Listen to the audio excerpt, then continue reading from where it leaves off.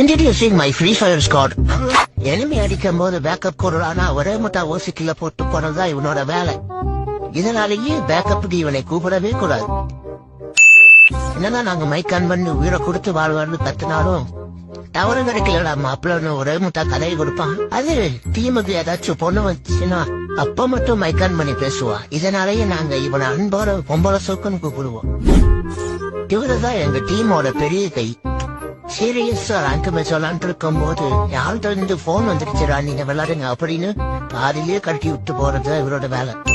அப்புறம் கடைசியா நான் என்ன மேட்சா இருந்தாலும் ஒன் டேபிளரா ஆடுவோன்னு பெரிய கல்ட்டி மாதிரி விளையாடுறது என்னோட வேலை.